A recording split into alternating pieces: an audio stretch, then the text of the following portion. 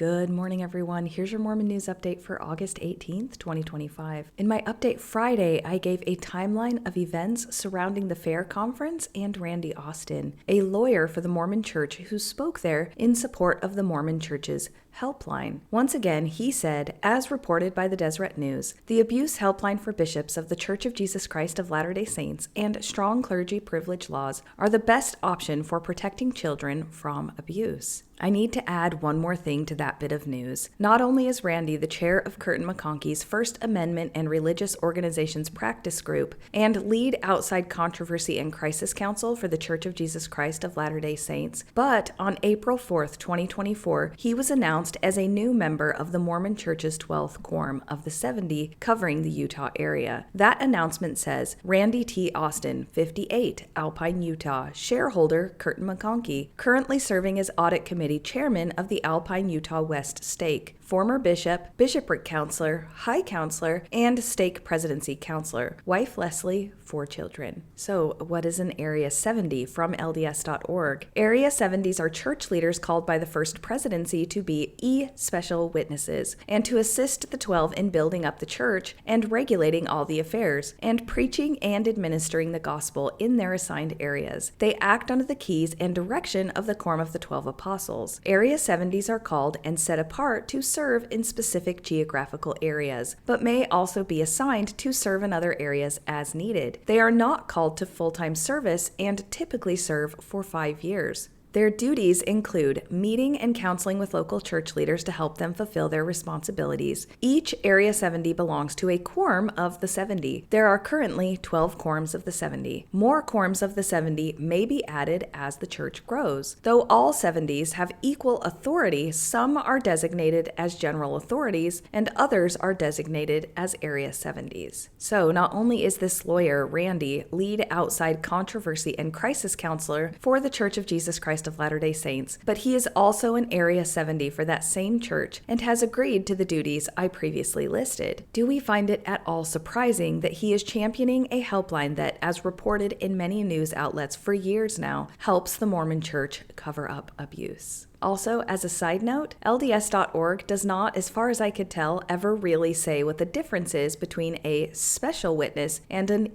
special witness. Those classified as special witnesses are the First Presidency and the Quorum of the 12, and those classified as special witnesses are General Authority 70s and Area 70s. I did find this Reddit post, though, where this person gave their 2 cents. They said, I once had an emeritus 70 tell me what the difference between apostles and 70 were, special versus special witnesses. A special witness is one who has a perfect knowledge of Christ after seeing him, whereas an special witness is one who has a perfect knowledge of Christ without seeing him. At the time, I thought this was incredible. I felt I had a perfect knowledge of Christ already, and even if I wasn't called as a 70, I had the same testimony as one. So that's a qualifier to become a 70, and probably money. I remember having lessons on special versus special witnesses. I love saying it that way. And I think the teaching was something like that Reddit post said. What has your experience been? Now let's go to the church newsroom where it says new ward web pages and activity sharing resources are helping members of the Church of Jesus Christ of Latter-day Saints invite friends to activities and Sunday worship services, providing a simple way to love, share, and invite. Using the church calendar, ward leaders can create and publish activities on their new public-facing ward web page. This allows ward members to easily share and invite friends to join, and people who are searching online for local activities can find them and RSVP without needing to log in. And here is how one stake might be responding. From an email, hello fellow members of the blank stake. We have a social media work going on here in our stake and we could use your help. No matter what you're calling and what you're doing, if you have a social media presence, we need you. If you can like and comment, you can be a huge help. We are looking to increase interaction with our stake social media accounts and would love your help. We are hoping to get a group of people who we can reach out to and let them know to like, comment, and interact with posts as they go up. This would not not require sharing of our posts on your personal accounts, although sharing to your stories is always welcome. We are just asking that you like and comment on as many posts as you can and interact with any polls or question forms in our stories going forward. Please let us know if you'd be willing to help out by filling out the form below, and we will keep you in the loop. Thanks so much in advance. Please leave your contact information at the link below. Signed, The Stake Communications Media. When I see stuff like this, I think that the Church of Jesus Christ of Latter-day Saints claims to be the one true church on earth, restored by God with a divine message. The need for a coordinated effort to artificially boost social media likes and comments seems to contradict this claim. If the truth were as powerful and clear as the church professes, one might expect its message to spread organically and authentically, not through a calculated campaign to increase engagement numbers. Now let's go to some information from Instagram about a recent LDS meetup. I am going to talk about a group of people that is often misunderstood and treated poorly, so heads up. I don't normally delete comments, but any comments that are rude or insensitive about this next story will be deleted. The post says, "At Anthro Weekend, Utah, we hosted a Latter-day Saint furry meet and greet. We only expected around 20 people to show up, but there were nearly 100 and they all couldn't fit in the room at once. It was a really memorable and peaceful event. Definitely a highlight of my time at the convention. Most of the hour-long event was just letting people chat, but we sang a hymn halfway through and let people doodle and get/exchange stickers. We are very grateful for AWU letting us do this event." When reading through the comments on that post, I actually really appreciated the way that the original poster responded to them. I did see one thing I wanted to respond to, though.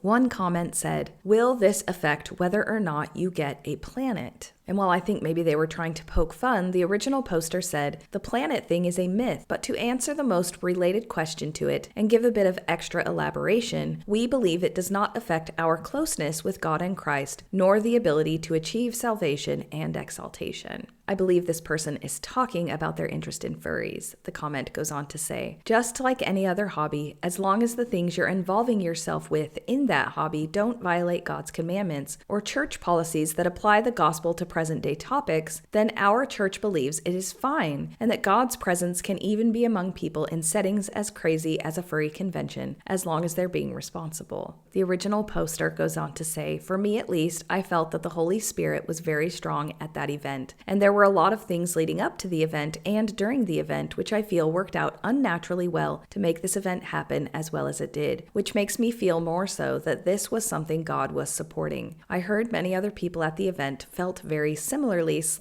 that it was an answer to some of their prayers and deep personal questions." Anyway, hope that was insightful. Have a good one. The majority of the comments responding to that said something like, "Bro, the planet thing, it's not a myth." So the original poster then said this, "I apologize for communicating the wrong message and making it sound like I am gaslighting. That is not my intention. There is some truth to the getting a planet belief, and there is definitely things I don't know about what was taught / focused on before my time. I was trying to communicate that the getting a planet idea was exaggerated by media / society, including in the church community itself, to make it sound like a big key aspect of what we believe and focus on, at least in present day, since the details of paradise / heaven / godhood are now far less emphasized in favor of focusing way more on Christ and his gospel, which are more applicable to our lives now, to the point where it's misleading. Correcting myself, it's probably more accurately described as an exaggerated truth that gives a completely different implication when viewed from an outsider's lens. I'll look into the historical context of the planet belief and similar things focused on decades ago to be better informed moving forward, along with being more careful with my language." And now I want to respond to Mr. Saging Right by saying, let's watch a small clip from a video that Jeffrey Holland starred in January of this very year, 2025.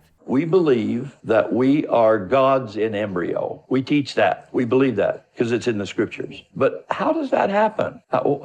What's the mechanics of that? On the morning of the first resurrection, does the coffin open and somebody jumps out and says, "I'm here, Lord, give me a universe"? Well, I don't think so. I think, like everything else, it's line upon line and precept upon precept. And there you have it. We are gods in embryo, spoken from a special witness, a member of the Quorum of the 12 Apostles. And while we don't get our universe handed to us, we do earn it, line upon line. The planet thing has not been exaggerated, and it's not a thing of the past. It is still alive and well in modern Mormonism. Now let's go to a few interesting tidbits from this post on Reddit. It says, I've been physically in, mentally out, or PMO for the last 5 months. I'm also the ward clerk. I am no longer going back to church, and I've decided, with mild encouragement from here, to pull the curtain back on ward finances before I get released. The first screenshot shows my ward's 2025 budget. The money in the missionary fund is because a missionary paid for his whole mission up front. The remaining screenshots show how much fast offering was donated in 2024, how much tithing was donated in 2024, how much total donations were received in 2024, the donation breakdown from January 2025, and the monthly trends of donations for the past year. All of these are from my ward only. We have a number of doctors, a few nurses, a few engineers, and I don't know what the rest of the people do. There are approximately 150 people attending weekly, including kids. Let me know if there's anything else you guys want to see or know to get an idea of how my ward is. My ward is not in Utah.